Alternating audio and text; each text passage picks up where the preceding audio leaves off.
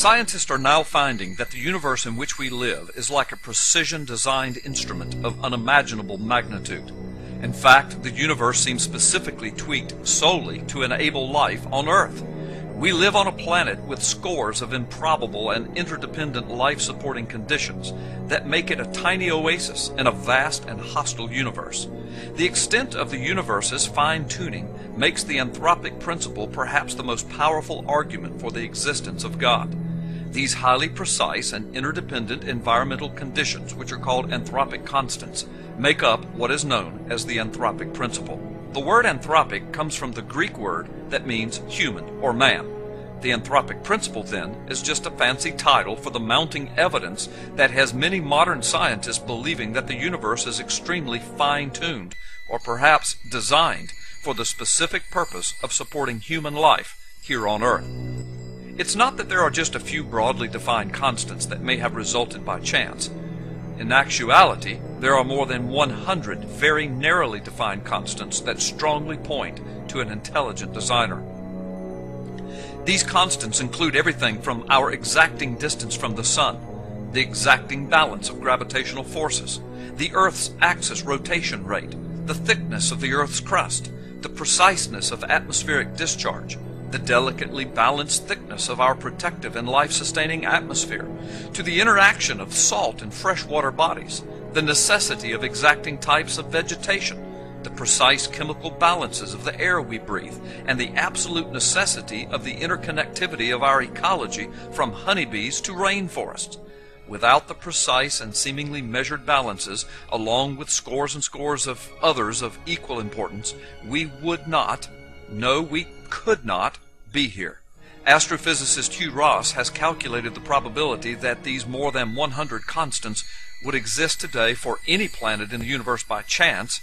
His answer is quite shocking. 1 chance in 10 to the 138th power.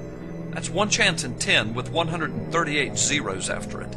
As a way of understanding how large that number is, consider that there are only about 10 to the 70th power atoms in the entire universe.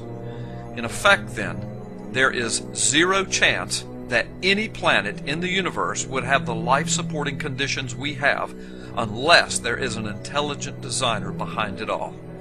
In a recent book entitled Rare Earth, Professors Peter Ward and Donald Brownlee explore the conditions necessary for life to emerge. They conclude that the conditions favorable for life must be so rare in the universe that not only intelligent life, but even the simplest of animal life is exceedingly rare in our galaxy and in the universe. This has led many former skeptics to the conclusion recently expressed by a reviewer of the book from the New York Times: maybe we are alone in the universe after all. While it does seem ludicrous to claim that life exists on only one tiny speck in a universe of 10 billion trillion stars, yet incredibly, Earth appears to sit alone in a hostile universe devoid of life.